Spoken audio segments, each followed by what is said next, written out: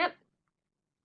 So in today's webinar, we'll be discussing ways to manage your career at work. And I want to thank you all for participating today. Today's webinar is pretty much an overview of concrete ways you can be actively managing and enhancing your career. And I'll be opening it up to questions and providing ample time for questions at the end. But especially since it's a smaller group of us today, feel free to type your questions in the chat box as they come up. And so also I highly recommend that you begin or continue working with a career coach in addition to this webinar on your own individual strategies during a coaching appointment.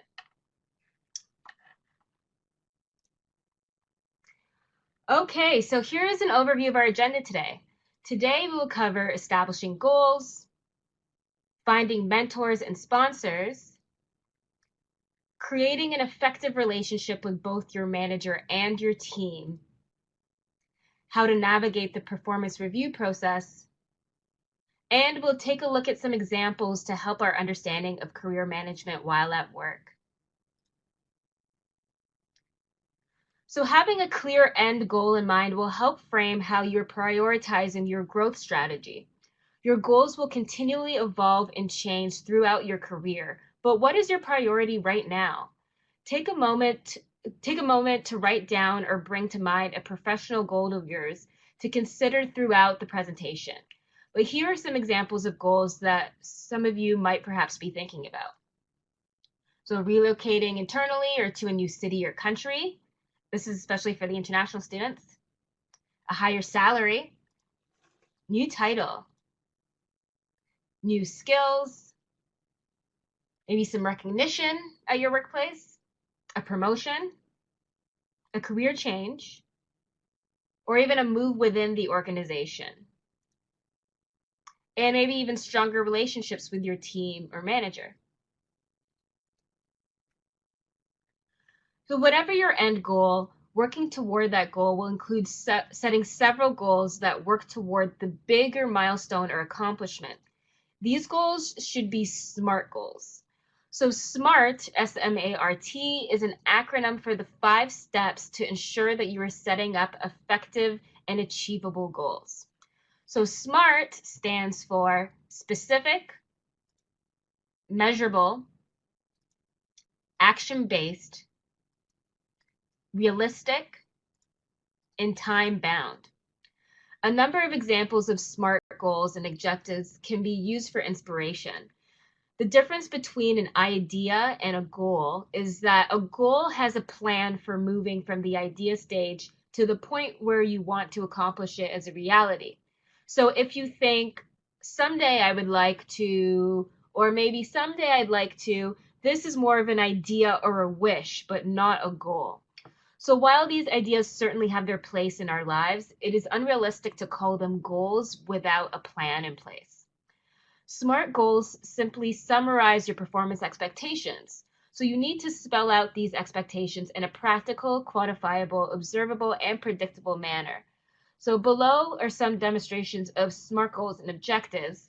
So for specific, in order to be successful in reaching a goal, you need to have a clear picture in mind as to what you want to achieve.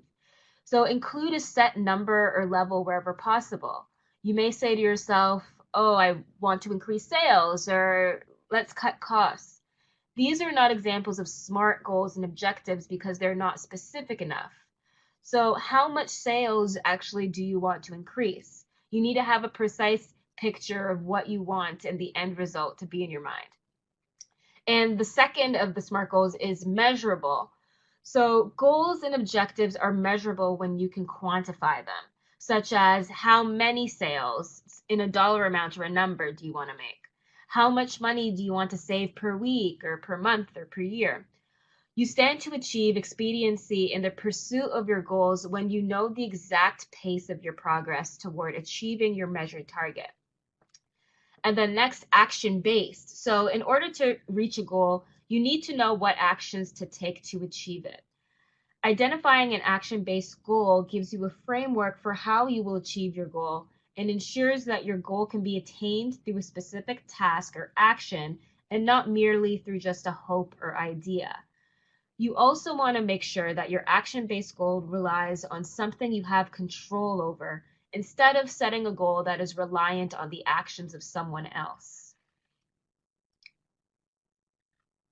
And then next, realistic. So you definitely want a realistic goal that is one that is within a practical range of achievement. So for example, you can't expect to increase sales by 20 or 50% in just 2 weeks. And then lastly, time bound. So goals must have specific time frames.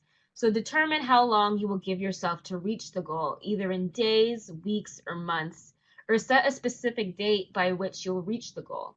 Mark this goal date on your calendar and display it in plain sight. This serves as a reminder and helps keep you motivated.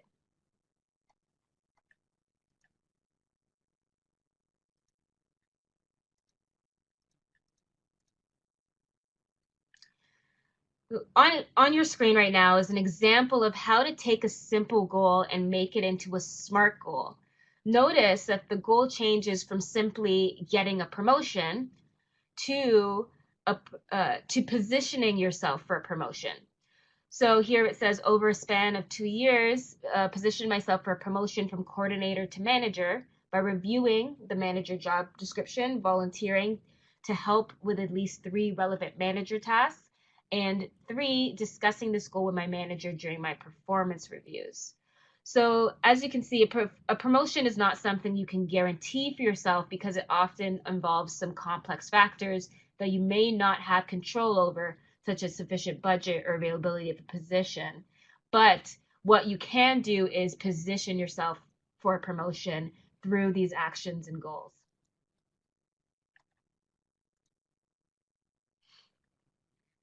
Achieving your SMART goals can sometimes seem daunting, but you don't have to do it alone. Find a mentor or sponsor. One of the smartest moves any worker can make is finding one or more mentors or sponsors to help guide your career forward. The idea scenario is having at least one mentor or sponsor within your company and one of each outside your company or organization, but within your profession or industry. Your manager is not always the best or most appropriate person to fulfill these roles. You may think that a mentor and sponsor are the same thing, but there are subtle differences that play a key role in how you may use both types of people in your network to position yourself for a promotion.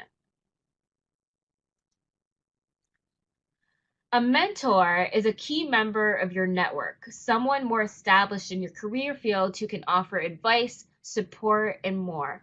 Mentors act as a sounding board or a shoulder to cry on, offering advice as needed and support and guidance as requested, and they expect very little in return. Mentoring is more abstract. So a mentor doesn't watch every play and is more likely to provide guidance based on anecdotes than tips about keeping your eye on the ball. Professionals in all fields can benefit from mentoring relationships. Usually a mentor is someone who is a former colleague or former supervisor, or if they're within the company, it's usually someone who's removed from your day-to-day activities so they can provide objective guidance. And sponsors, in contrast, are much more vested in their proteges, offering guidance and critical feedback because they believe in them. The sponsorship relationship has much more at stake for both parties. It's an investment that must be earned. Sponsoring is a form of marketing. So think of companies who want to attract customers and they sponsor events and athletes to get their brands noticed. But in the business world, sponsoring doesn't involve printing brand names on race cars or athletic gear, but the effect is similar, if on a smaller scale.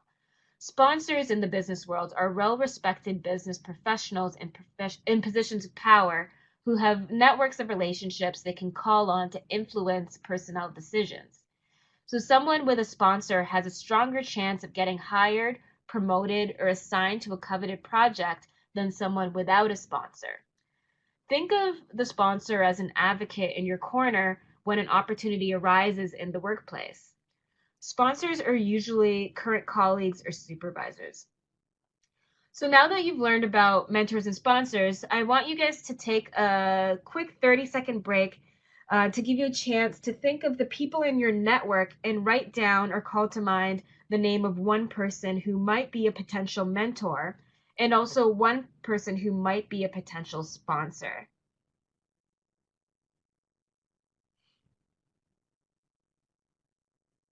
And don't worry if you can't think of one right away, but it does help to exercise and think of who could potentially be one. Yeah, so okay, so can a professor be our mentor? Oh, absolutely. Professors are very, very helpful mentors. And because they're also in your industry, they're in your field, and they're invested in your success.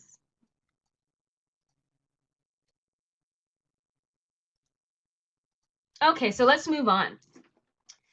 Now let's talk about creating an effective relationship with your manager. So to create an effective relationship with your manager, share your career goals not only with your mentors and sponsors, but also with your boss or supervisor. All good bosses want their workers to succeed because their hard work makes their boss look good and helps lay the groundwork for his or her next promotion. Assuming that you have a good rapport with your boss, and if you don't, you should first work on building that relationship. Talk to him or her about your career goals. You might be surprised about how helpful that conversation can be. Next, develop trust. You can do this through a number of ways. You can anticipate needs. So, for example, if you've been at a job for a while, you may have an idea of what's expected of you. Don't wait to be asked. Take the initiative and do it. This will impress your boss and make him or her feel like you're on top of things. Another way to develop trust uh, is to make the job of your boss easier for them. For example, is your boss having a big meeting coming up? So what reports will be beneficial in that meeting? Does your boss have a lot on his or her plate? How can you help him or her? Another way to develop trust with your manager is to get to know them. So take your boss to lunch or for coffee. Talk about things non-work related. You may see another side of your boss and you may learn insight into how they think. But mostly it can help lighten the mood and help you see each other as people. Empathy and understanding can definitely help you understand your boss's perspective. Volunteer for additional tasks. A great way to get noticed by your bosses and gain additional experience and contacts is to volunteer to take on additional projects or assignments. Asking for more work shows your interest and desire to help your department and company to succeed, as well as putting a spotlight on your value to the organization. And leverage your performance evaluation. One of the hardest tasks for workers and job seekers is quantifying work achievements. So keep a weekly log of your results, whether it's how many widgets you produced or sold, how many customers you serviced, how many new clients you converted, and so on. These folks are people who can document their successes and their impact on the organization. So you tend to get rewards in this way. Use your performance evaluation as a way to record these goals and present them to your manager. Also, many organizations tie promotions and raises to an employee's performance evaluation. This time of year may be the right time to ask for your promotion.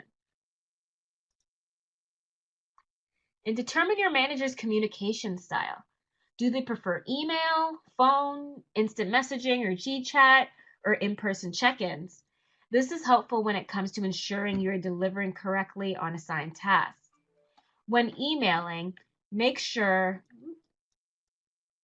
make sure that you're using helpful subject lines, keeping emails concise and on topic, and including only relevant recipients and being mindful of when to reply all.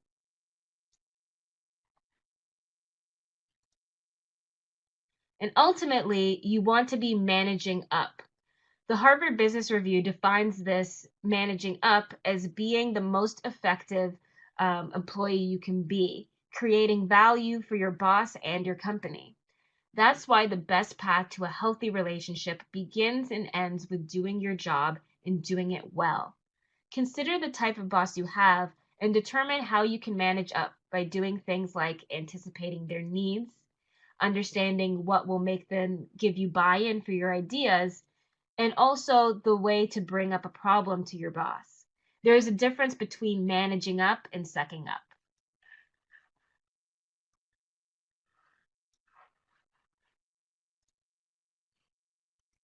Now, let's discuss the many benefits for having an effective relationship with your manager, and there are many. So, learning and development. Your boss has knowledge and skills and industry expertise. Having a good relationship with him or her will give you the opportunity to learn from their strengths and weaknesses.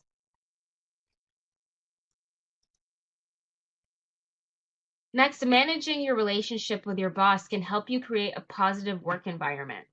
No one wants to work at a place with a toxic atmosphere.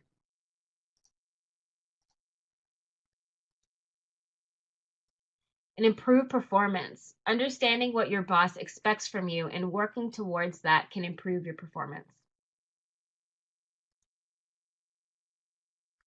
And by increasing your manager's trust in you, you may receive more responsibilities, projects, and maybe even a promotion. The goal is to position yourself for a promotion and not enter a guaranteed space for promotion. You still were hired to do the job you were doing, and a salary increase or title change just for good work is not often the best business sense for the company or organization. But promoting good talent into areas of need is. So be knowledgeable and realistic about what your promotional opportunities are. Regardless of whether you're planning to stay long term in your current department or company, being able to have a glowing review from a former manager can help you move on to the next step of your the next step in your company.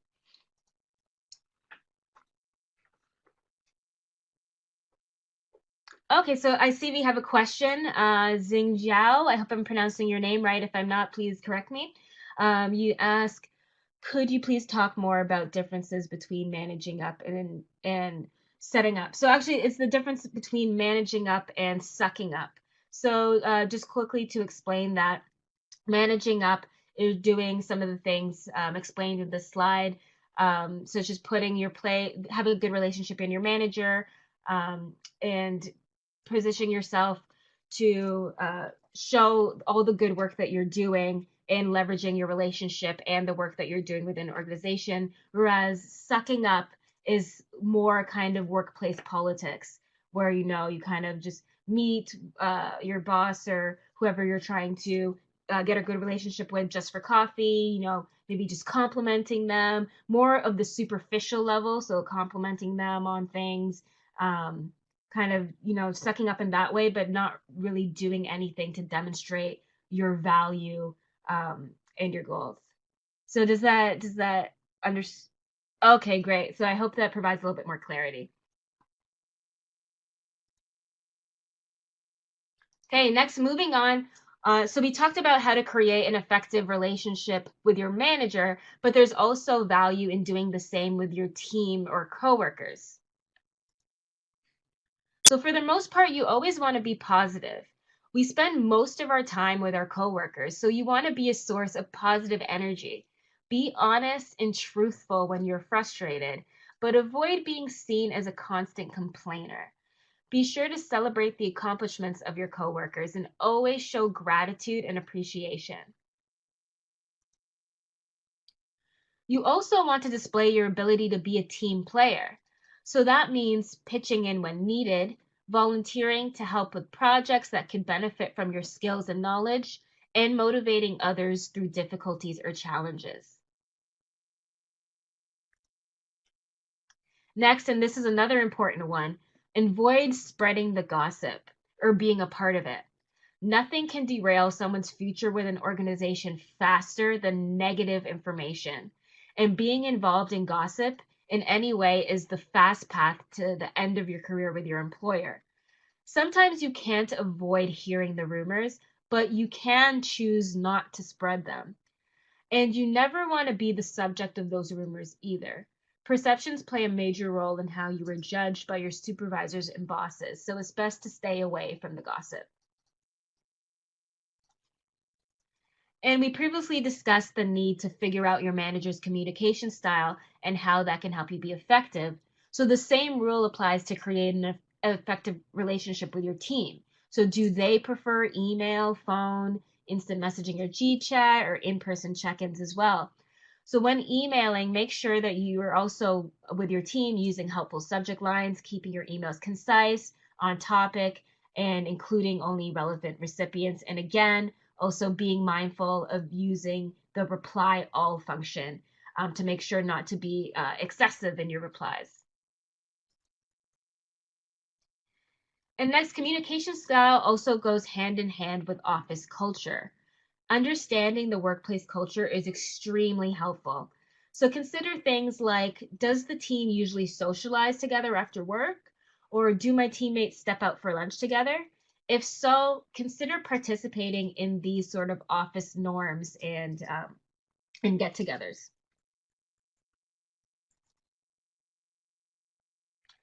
So now let's shift to the performance review.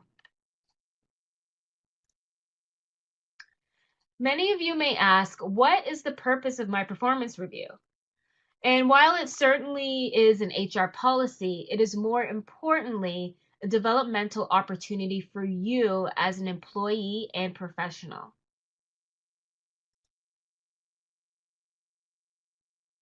So in what ways is it a developmental opportunity?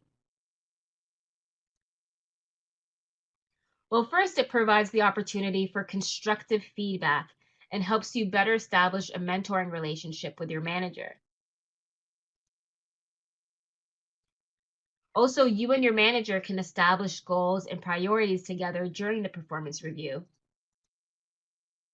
And you can also discuss performance and development, which enables your improvement, which in turn aids in acknowledgement, promotion, and perhaps an increase in compensation down the road.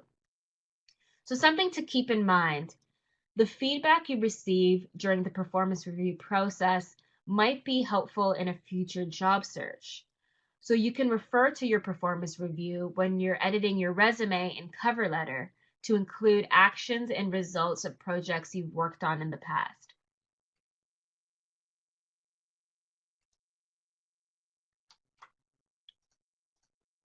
So gather your evidence. First, review your job description. Are you meeting your minimum requirements? Are you excelling in certain areas? Are you performing and achieving tasks that are not listed in your job description? So an effective way to do this is to save positive emails you receive from clients, coworkers, and other people that you come into contact with. Also, to compare your development and growth with your goals from the previous year. And another helpful tip is to keep a folder with your accomplishments. Some might call this a brag book. And most importantly, when should you do all this? Well, it's an ongoing process. So you should be keeping track of your accomplishments throughout and not just scrambling to get all of this information once the performance review rolls around.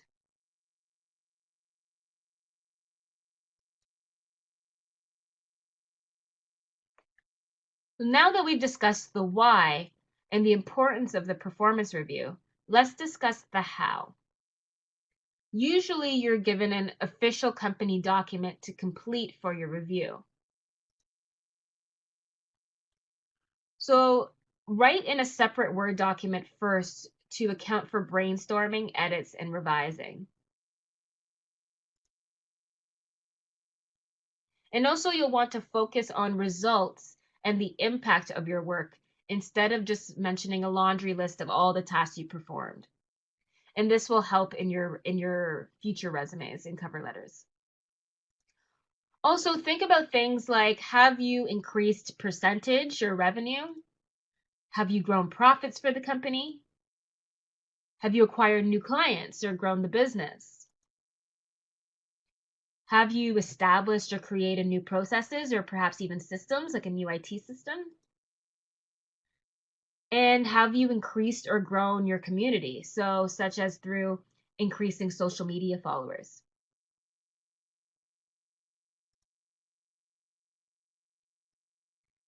So, now think about these questions when compiling your performance review. What challenges have you overcome and how did you do it? What performance improvements have you made since your last review?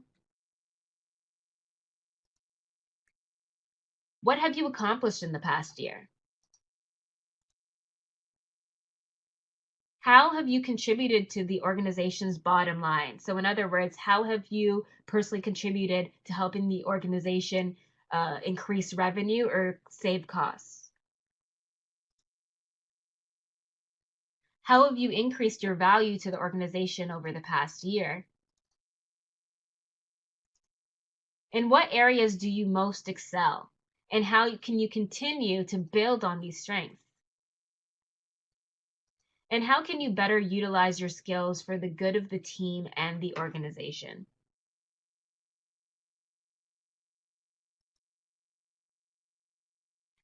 Also, you'll want to focus on opportunity areas, which we can think of in terms of development and growth. So, where do you still have room for improvement? What are your plans for addressing these issues? And also, what mistakes or negative things could come out during this discussion? And how will you address them? So, you definitely want to be prepared for that. Just going to go back to the slide. So, now that we've had a little bit of a discussion on how you can successfully prepare for the review,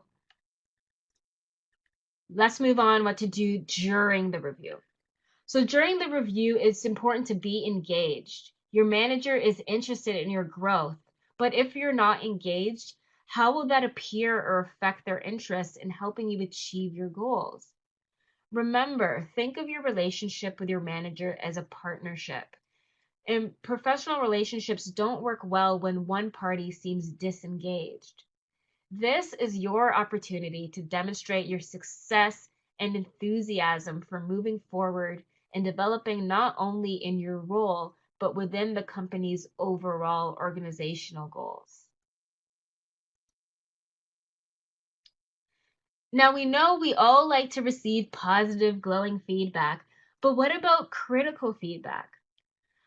Okay, so I'm going to ask by a show of hands of everyone in the session, who here finds it difficult to hear feedback on how you can improve? So here, who here finds it difficult to hear, negative feedback? So you can do this by clicking the raise hand button at the top of your screen,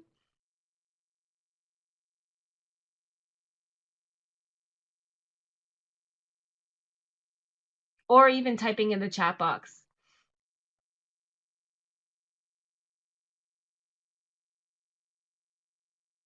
Okay, so I see not a lot of you find it difficult to receive feedback on how you can improve. Well, that's definitely a great mindset to have. Um, Personally, and some people may feel that, it's kind of difficult to receive, negative feedback, because you definitely want to hear about how well you're doing. So it can be a little bit uncomfortable. It's not always easy to hear things about your work that may need improvements, but it's definitely an important part to your growth and development.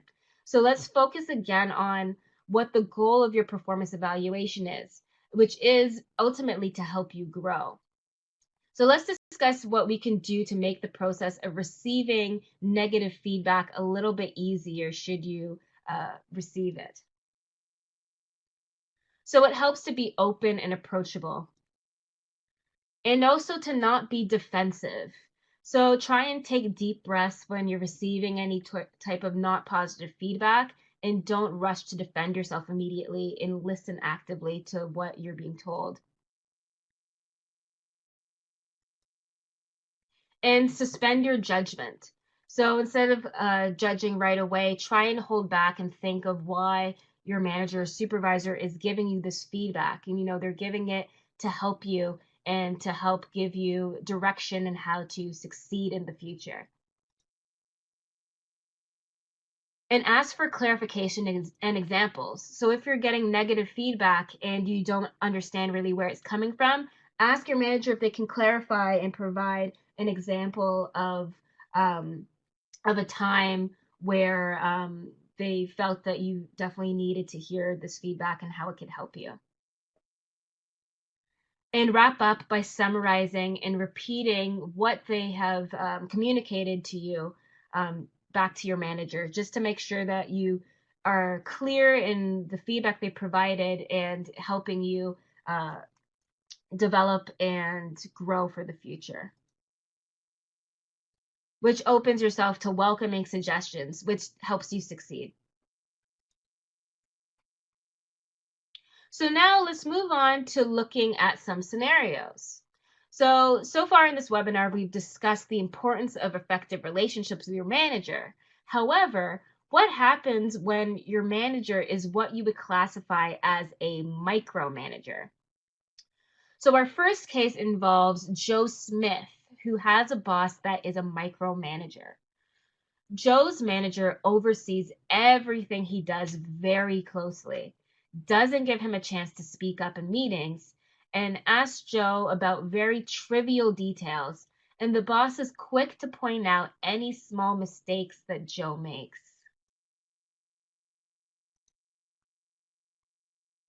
So, how should Joe handle the situation?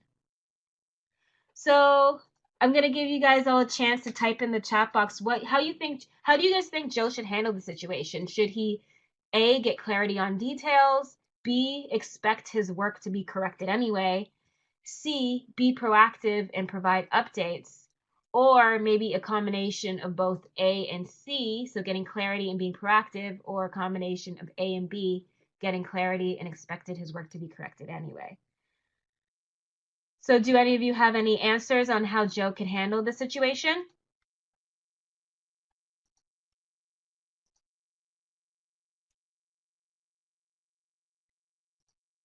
It's a little bit of a tough scenario.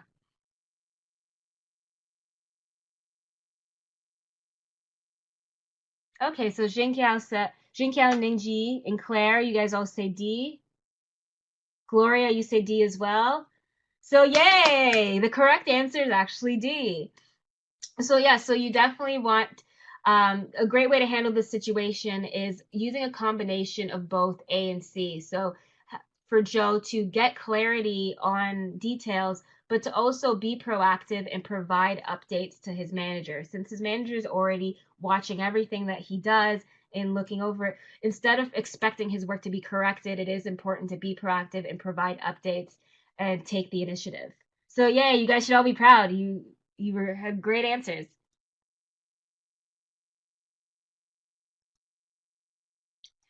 Okay, so here's another scenario. So this scenario tackles someone who is looking to advance in their career. Jane likes to take action and even recently implemented a new business development strategy at her company. Although they only meet for 30 minutes every 2 weeks, Jane has never had a problem and receives positive feedback on projects. However, Jane has been in the same role for 7 years. She is ready for more responsibility and wants to move up. However, Jane's company does not have a formal performance review process.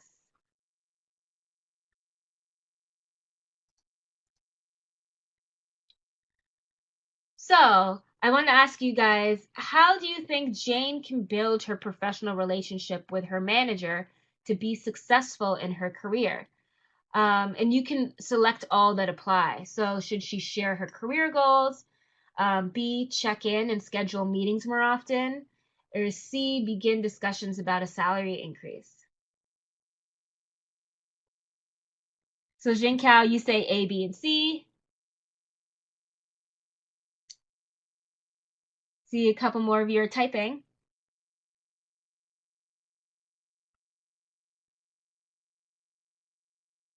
A and B. Okay, so you guys seem to all have the same view. So Zhang Kiao, you also said you choose all of them, but C out of all of them would be your last choice.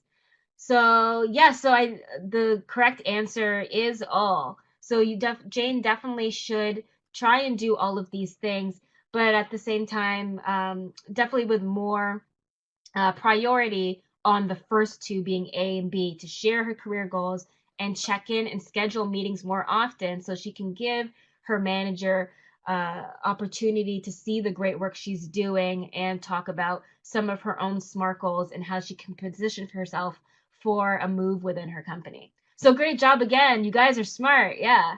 You guys are really getting a handle for the content in the webinar. It's great. Okay, so we have one last case study, which we'll take a look at, which deals with receiving negative feedback. So Stuart Dent, was working on an important presentation for his manager. He was given 3 weeks to work on the presentation.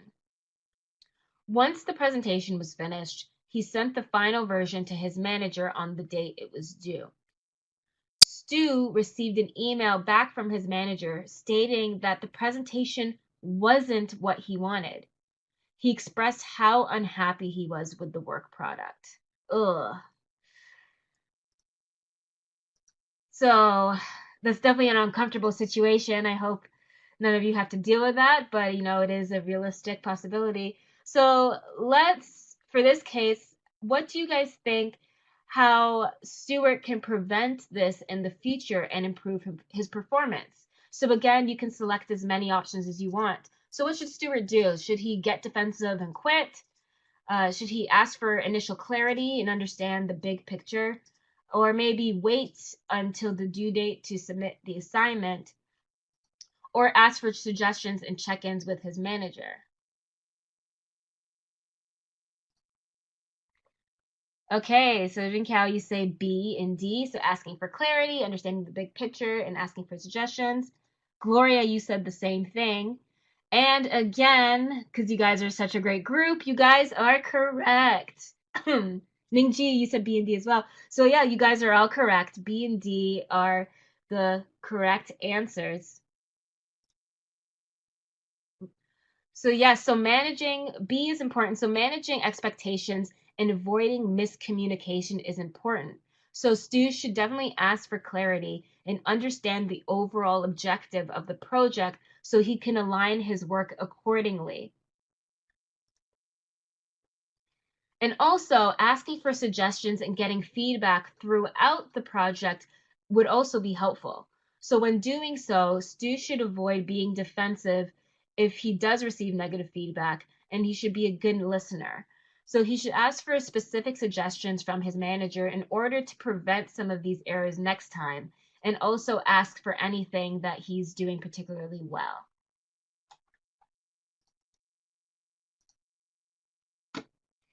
Okay, so we've covered a lot today. So to recap,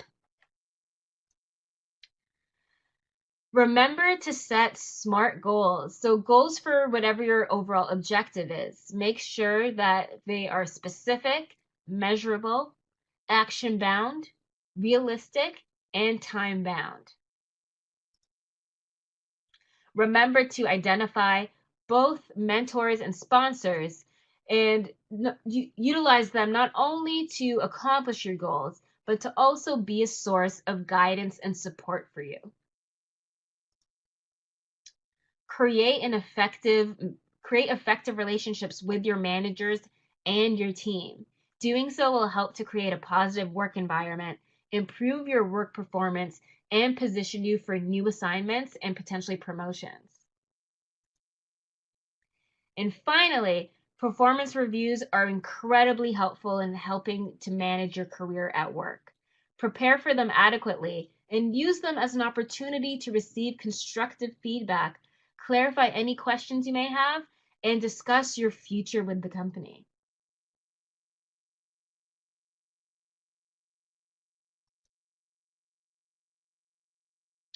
And we can't leave you without having some next steps. So here are some next steps for you as you continue to reflect on what we've covered today. So the first being to revisit the goal you've identified for yourself in the beginning of today's presentation and write down one action item you can do in the next week or so to help you get closer to achieving that goal. And another next step is to log into NYU CareerNet to schedule a career coaching appointment. So scheduling a career coaching appointment, the Wasserman Center coaches can work with you on topics like preparing for your performance review discussions with your manager and even creating a career advancement action plan. And also, it may be a good time to schedule a check-in with your manager using some of the best practices from this webinar during your conversation. Your manager is there to support your growth and potential, so remember to continually touch base with your manager. This is an ongoing relationship that you want to foster.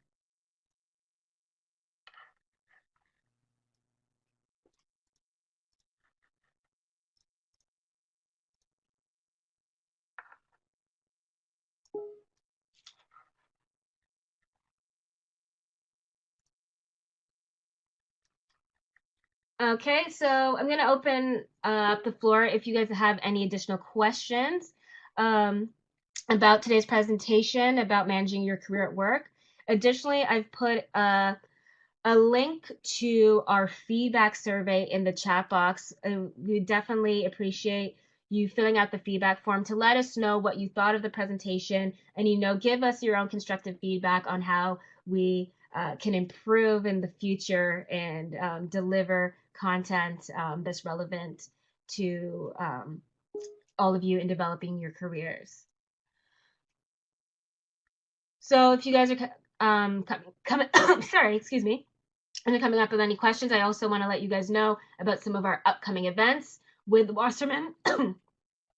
So today, sorry, I have a bit of a cough there. So today at 5:30, we have a career conversations panel on data analytics careers at the main Wasserman Center on 13th Street. And coming up on Tuesday, November 7th from 5 to 6 at the Midtown Center building on 42nd Street, we have a careers in real estate panel. And on Wednesday, November 8th from 12 to 1, we're having an online webinar about career conversations, about careers in translation. And then in addition to this, we also have relevant webinars and upcoming workshops that you can all find on NYU CareerNet.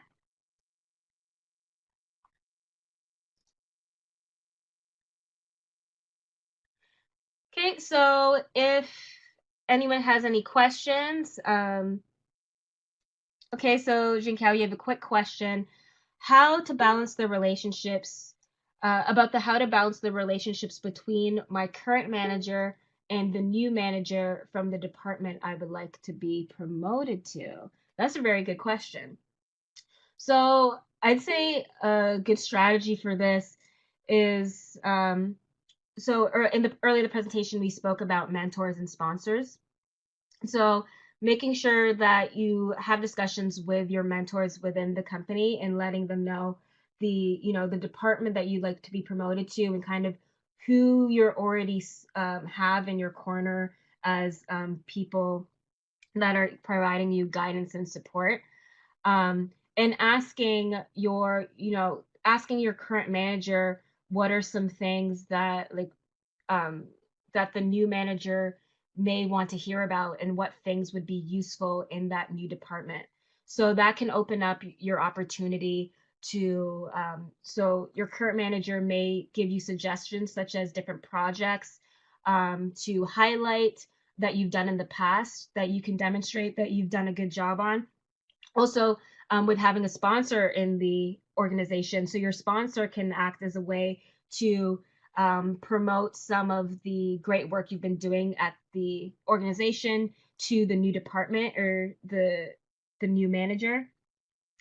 And yeah, so your current manager can kind of give you a little more direction in what the new manager may be looking for, and also help sponsor you in a way to let everyone know kind of the great work you're doing and why you should be promoted. I hope that answers your question.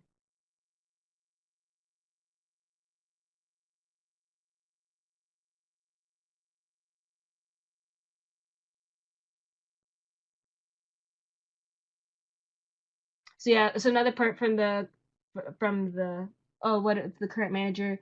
Oh, okay, I see your question. So you said, what if the current manager does not want to have the staff go to another department? So that is, yeah, so that's definitely a tricky situation. Um, Also, I guess it also depends on the individual scenario, but some potential scenarios for that may be your current manager loves your work so much and loves what you're doing so much that they don't want to lose you to another department, which is often the case when they, don't want you to go to another department, or you get the idea of that.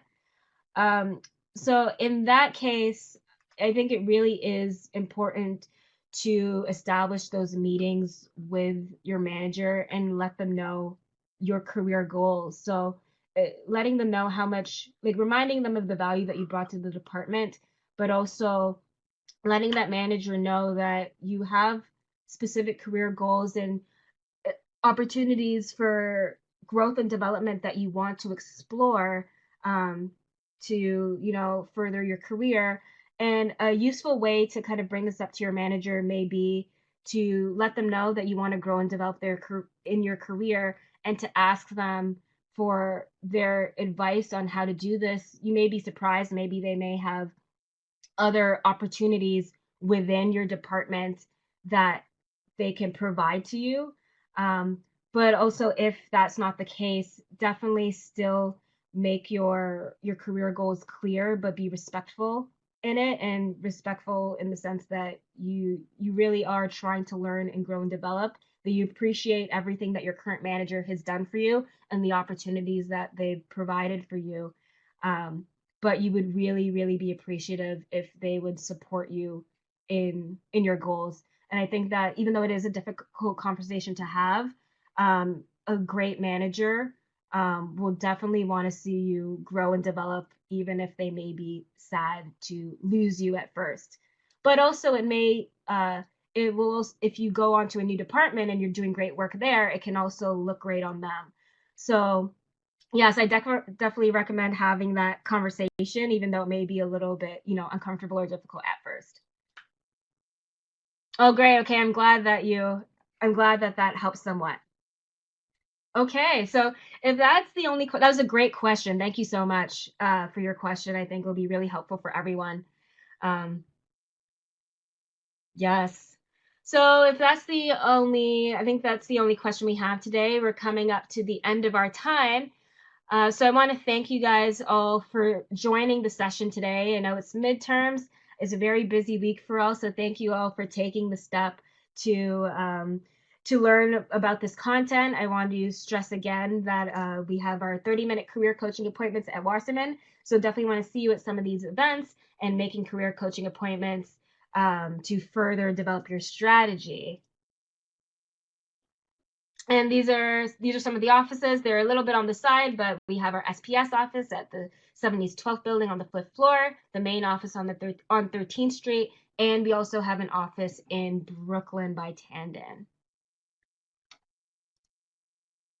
So thank you guys all for attending. Have a great day. Have a great week. That concludes the session. Have a great day, guys. Bye-bye.